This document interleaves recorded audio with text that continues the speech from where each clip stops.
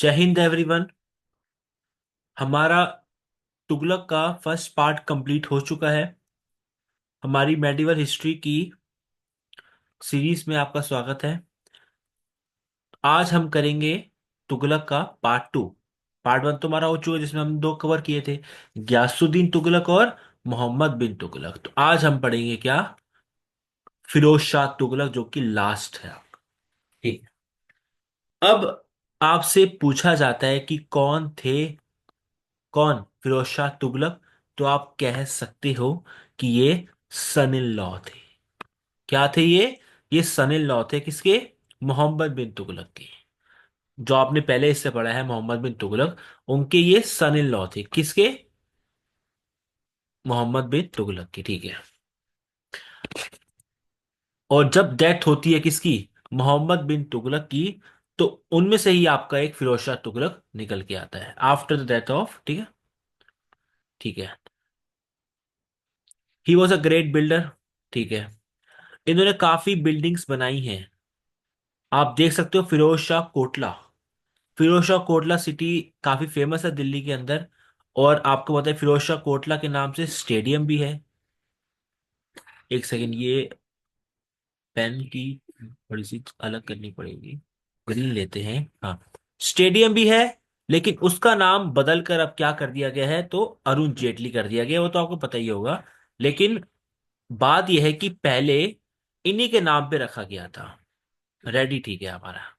ठीक है। तो अरुण जेटली स्टेडियम आज है, लेकिन पहले क्या था? फिरोज शाह कोटला स्टेडियम था, जो कि इन्हीं के नाम पे रखा गया है, जो सिटी बनवाई थी इन्होंने दिल्ली में। हिसार हरियाणा का, फतेहाबाद हरियाणा का, फिरोजपुर और जौनपुर। फिरोज तो इनका नाम ही है, तो फिरोजपुर और जौनपुर इन्होंने यूपी के अंदर सिटीज बनाई थी। दैट्स माय, इन्हें क्या बोलते हैं हम? Great builder. दैट्स वाई से हम क्या बोलते हैं? ग्रेट बिल्डर्स, क्योंकि इन्होंने अच्छी खासी बिल्डिंग्स या फिर सिटीज बनाई थी। सामने लिख दी है मैंने आपके। ठीक है। और ये सन इन लॉ थे किसके? मोहम्मद बिन तुगलक के। रिमेंबर। ठीक है। अब क्वेश्चंस क्या बनते हैं आपके एग्जाम में? सिंपल है। मैं आपको कुछ बातें बताता रहूंगा इनके बीच बीच में। जो फिरोज शाह तुगलक है, इन्होंने क्या स्टार्ट किया था? एक अस्पताल स्टार्ट किया था, हॉस्पिटल, दिल्ली के अंदर। और जिनका नाम क्या रखा था इन्होंने? दर उल शिफा। जो कि किसका नाम था? हॉस्पिटल का। इन्होंने कुछ डिपार्टमेंट्स और भी किए थे। जो पुअर गर्ल्स होती थी, जो पुअर गर्ल्स हैं और उनको मैरिज की दिक्कत है, कुछ पैसे वैसे की दिक्कत थी, तो उनके लिए भी इन्होंने डिपार्टमेंट बनाया था एक, जो कि स्पेशली हेल्प करेगा किसकी? पुअर गर्ल्स की। दीवाने खैरत। ये तो बड़ा फेमस है दीवाने खैरत, तो एग्जाम में पूछा जा चुका आपका। If I am not wrong, SSC CGL में 22 के अंदर एक सेट में देखा था मैंने, ये पीवाई क्यूज, जब मैं पीवाई क्यूज बनाता हूँ उसमें एक सेट में देखा था। दीवाने खैरत जो सिस्टम है, किसने लॉन्च किया था या किसने स्टार्ट किया था, ये क्वेश्चन था। तो आप आंसर लगा दोगे, फिरोज शाह तुगलक ने स्टार्ट किया था, जो कि पुअर गर्ल्स की हेल्प करता था। किसके रिगार्डिंग? मैरिज के रिगार्डिंग। और भी डिपार्टमेंट स्टार्ट किया था उन्होंने, किस नाम से? दीवाने बंगडन, जो कि एम्प्लॉयमेंट ब्यूरो था आपका, जो कि जो भी बेरोजगार है, अनएम्प्लॉयमेंट है, उनकी समस्या को थोड़ा सा हल करने के लिए। ठीक है। और इन्होंने ओल्ड एज की पेंशन के लिए भी क्या स्टार्ट किया था? एक डिपार्टमेंट, दीवाने इश्तिकाका।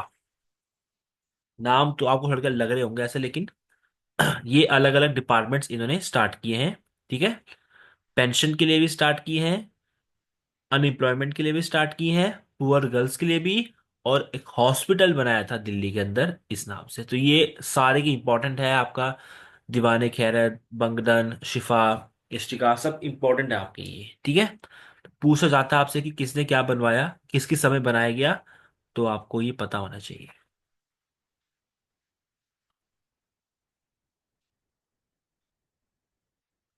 आई होप आपने कर लिया होगा इसको नोट। अब कुछ ज्यादा रह नहीं गया फिरोज शाह तुगलक इस दृष्टि के बारे में। ठीक है। इस स्लाइड में एक इंपॉर्टेंट पॉइंट यह है कि इन्होंने पहले रूलर थे ये, जिन्होंने इरिगेशन पे भी, सिंचाई पर भी टैक्स लगा दिया था। हक ए शर्फ के नाम से। ठीक है। और इनके दो पिलर्स भी हैं, एक टोपरा हरियाणा में है, एक यूपी में भी है। ठीक है। और इनके बारे में कुछ बात मैं आपको बता दूं, शायद से मैंने आगे वीडियो में है या नहीं है। नहीं है। मैं आपको ऐसे ही बताता हूँ, एक सेकेंड। मैं यहाँ लिखता हूँ, कुछ एक्स्ट्रा बातें मैं आपको बताता हूँ जो कि एग्जाम में आने लायक है आपके। देखो, जैसे कि आप जानते हो कि इक्ता सिस्टम स्टार्ट किया गया था इल्तुतमिश द्वारा, उसके बाद में उसको बंद कर दिया गया, लेकिन इन्होंने फिर दोबारा स्टार्ट किया था इक्ता सिस्टम। अब इक्ता सिस्टम क्या है आपको मैंने बता चुका हूँ, कि मतलब कि आपको सैलरी में क्या मिलेगा, आपको कैश के बदले जमीन का टुकड़ा मिलेगा। ठीक है। अब जो ये फिरोज शाह तुगलक थे ना, इनके बारे में कुछ बता दूं मैं आपको खास बातें। जो ये फिरोज शाह तुगलक थे आपके, ये ना काफी ज्यादा डिपेंडेंट थे अपने कमांडर के ऊपर। ये ना काफी ज्यादा क्या थे, अपने कमांडर के ऊपर ना काफी डिपेंडेंट थे, आत्मनिर्भर नहीं थे ये। ठीक है। अब कहेंगे सर ये कौन सा ऐसा कमांडर है जिसके ऊपर ये निर्भर है, तो आप कहोगे सर उसका नाम है मलिक मकबूल। मलिक मकबूल एक कमांडर थे जिसपे ये काफी ज्यादा डिपेंडेंट थे। और कल को कभी आउट ऑफ स्टेशन चले गए या किसी काम से चले गए, तो आगे एक्ट, एज अ एक्ट कौन करता था, मलिक मकबूल करता था। एज अ किंग की भूमिका कौन निभाता था, तो मलिक मकबूल निभाते थे, in the behalf of Firoz Shah Tughlaq, जब फिरोज शाह तुगलक टाउन में नहीं है। ठीक है। ठीक है। इन्होंने जैसे कि आपको बताया कि एग्रीकल्चर को भी इन्होंने काफी इंकरेज किया था। इन्होंने ना, पूछा जाता है कि 21 टाइप्स के, इन्होंने 21 टाइप्स के टैक्सेस को बैन किया था। 21 प्रकार के कर जो कि उस समय दिए जाते थे या स्टार्ट किए गए थे पास्ट रूलर्स के द्वारा, लेकिन इन्होंने अपने समय पे उनको एबॉलिश किया था। और आपको पता ही है, और कुछ अलग अलग टैक्सेस थे इनके समय पे, मैं आपको लिखवा देता हूं। एक तो था खर्च, खर्च टैक्स भी था इनके समय, जो कि 1/10 आपको देना है ऑफ द लैंड प्रोड्यूस। मतलब जिसके पास जमीन है खुद की, तो उसको 1/10 देना पड़ेगा। ठीक है। ठीक है। टैक्स देना होगा आपको। एक आपका जाकत टैक्स भी था इनके समय, जो कि 2.5% लगता था आपका। 2.5% टैक्स लगता था आपका किस पर, खुद की अगर प्रॉपर्टी है आपके पास, आपकी प्रॉपर्टी पर।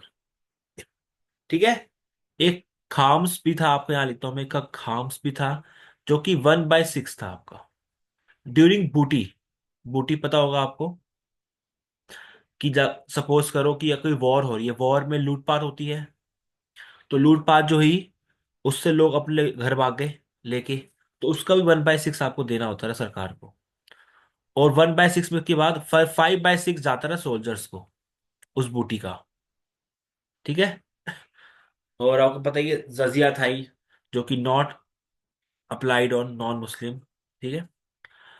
और जैसे कि आपको पता है, आपको मैं यहाँ रब कर देता हूँ, इन्होंने क्या क्या किया। इन्होंने एक नए बताया टाउन्स बनाए थे, फतेहबाद, जौनपुर, जो कि आपने पढ़ा है अभी। एक इन्होंने हॉस्पिटल बनाया था, बिल्कुल ठीक है। एक बार क्वेश्चन आया था, ये क्वेश्चन एसएससी भी पूछ चुकी है, और ये क्वेश्चन केबीसी में भी आ चुका है। दोनों में क्वेश्चन मैं देख चुका हूं अपनी आंखों से, कि एक बार कुतुब मीनार, आपको पता है कि कुतुब मीनार किसने बनवाया था, स्टार्ट किसने किया था, कुतुबुद्दीन ऐबक ने। और उसको खत्म किसने करवाया था, उनके सन इन लॉ दामाद ने, इल्तुतमिश ने। पर हुआ क्या था, एक बार थंडर लाइटिंग हुई थी, थंडर लाइटिंग, जिसकी वजह से कुतुब मीनार थोड़ा सा क्या हो गया था, डिस्ट्रॉय हो गया था। स्टार्टिंग की दो इमारतें उसकी गिर गई थी, तो उसको रिपेयर किसने करवाया था, ये क्वेश्चन था। During thunder light Qutub Minar को रिपेयर किसने करवाया था, तो वो कौन थे, फिरोज शाह तुगलक थे हमारे, जिन्होंने इसको रिपेयर करवाया था। ये पॉइंट याद रखना है आपको। बनाया किसने, खत्म किसने किया बना के, और रिपेयर किसने कराया, दैट्स इंपॉर्टेंट। ठीक है। और इन्होंने अपने टाइम पर ना, अपने समय पे दो न्यू दो सिक्के भी लॉन्च लॉन्च किए थे। Two new coins also launched by Firoz Shah Tughlaq. The first one was आध, और दूसरा भीख। भीख, ये वाला भीख नहीं है, भीख। ठीक है। दो सिक्के भी लॉन्च किए थे अपने समय पर, और थंडरस्टॉर्म जब आया था उससे रिपेयर भी करवाया था। और इनका टॉम्ब मकबरा कहाँ पे है, आपको पता ही है, हौज खास के अंदर। इनका मकबरा कहाँ है, हौज खास के अंदर है। ठीक है।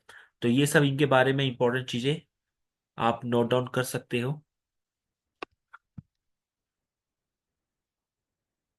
इंपॉर्टेंट चीजें सब। अगर पूछे और कुछ बताने लायक है इनके अंदर, नहीं। जैसे कि यहाँ पे लिखा है ठंडे लाइटिंग, मैंने यहाँ पे लिखा भी ऑलरेडी।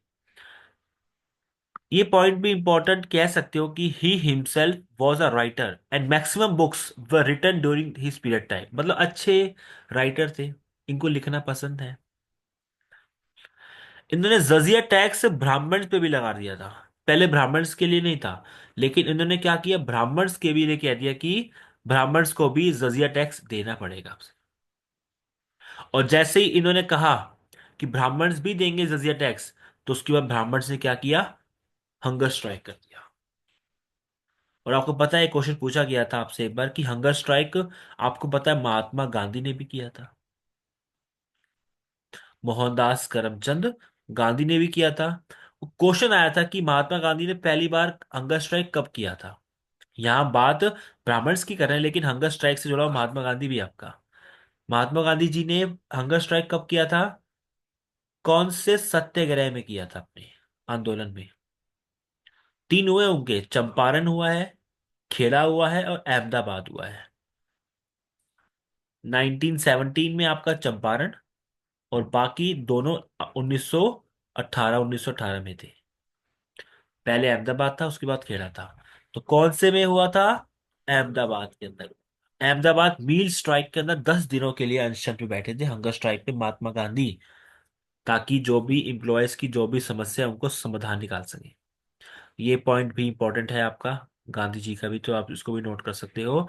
और इसको भी नोट कर लेना कि जजिया टैक्स लगाने के बाद ब्राह्मण्स ने हंगर स्ट्राइक कर दिया था, क्योंकि अब से जजिया टैक्स, जो कि क्या है का आपका, रिलीजियन टैक्स है आपका, धार्मिक कर है, अब से आपको देना है ब्राह्मण्स को भी। उसके बाद फिर दिक्कतें स्टार्ट हो गई। ठीक है। अब एक लास्ट पॉइंट मैं आपको बता दूं, और जो कि इंपॉर्टेंट है फिरोज शाह तुगलक से जुड़ा हुआ, कि क्या, जो आपका मैंने ऑलरेडी शायद आपको बता दिया टैक्स के बारे में, तो हाँ, आपको पता होगा। एक चीज और बता दूं आपको इनके बारे में, इन्होंने अपने समय पे ना रेवेन्यू सर्वे भी करवाया था।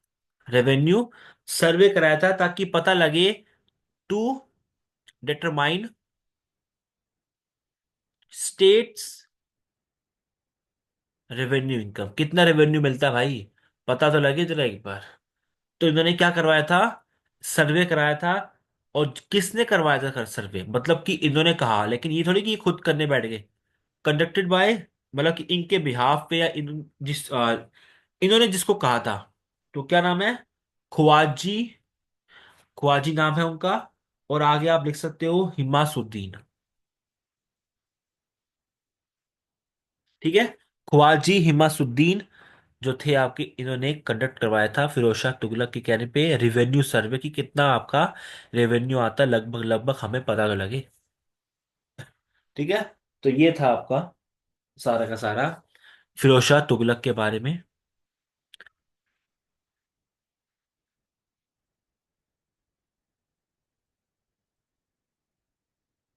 आई होप आपको समझ आ गया होगा। तो यही सब इंपॉर्टेंट है, इसके बाद भी और रूलर्स आते हैं आपके। सेकंड लास्ट रूलर दौलत खान लास्ट है, इंपॉर्टेंट बिल्कुल भी नहीं है। बस आप ये कह सकते हो, जो इसके बाद आए थे आपके नासिरुद्दीन महमूद, ये सेकंड लास्ट रूलर है। और लास्ट कौन है, दौलत खान। इनके समय तैमूर ने अटैक किया था इंडिया पर, और इन्होंने जौनपुर, जो किसने बनाई है, फिरोज शाह तुगलक ने, उसको कल्चरल सेंटर बनाया था अपने इंडिया का। ठीक है। जैसे आपको पता है कि इस समय हमारी कल्चरल सिटी कौन सी, बनारस। और दौलत खान क्या है, he was the last Tughlaq king. 1414 में ये खत्म हो जाती है। आफ्टर डेट क्या स्टार्ट होती है हमारी, end of Tughlaq and start Syed dynasty. Syed के बारे में भी कुछ खास नहीं है, अगर मैं आपको बताऊं ना, ओवरऑल इंपॉर्टेंट डायनेस्टी कौन सी है, स्लेव डायनेस्टी है। खिलजी में खिलजी है। खिलजी के अंदर भी कौन सा, अलाउद्दीन खिलजी इंपॉर्टेंट है बस। स्लेव में कौन से, जो चार मैंने आपको करवाए थे वीडियो में। तुगलक इंपॉर्टेंट है। सैयद इंपॉर्टेंट बिल्कुल नहीं है, कोशिश मैंने देने के, लेकिन सैयद के ऊपर मैंने एक क्वेश्चन केबीसी में देख लिया कि was the founder of Syed dynasty, तो खिजर खान था। ये क्वेश्चन, बाकी तो मैंने सैयद पे ज्यादा क्वेश्चन देखे नहीं, क्योंकि कुछ खास है नहीं। हाँ, लोधी पे क्वेश्चन बनते हैं। लोधी भी आपकी और भी है, लेकिन मेन क्वेश्चन बनते हैं इब्राहिम लोधी पे, जब इनकी जंग हुई थी किसके साथ, हमारे बाबर के साथ। उस पे क्वेश्चन बनते हैं, बैटल ऑफ पानीपत। बाकी इंपॉर्टेंट आपकी यही है, सैयद बिल्कुल भी इंपॉर्टेंट नहीं है। तुगलक पे क्वेश्चन बनते हैं, फिरोज शाह तुगलक से क्वेश्चन बनते हैं, मोहम्मद बिन तुगलक से बनते हैं, गयासुद्दीन से क्वेश्चन नहीं बनते हैं आपके। ठीक है।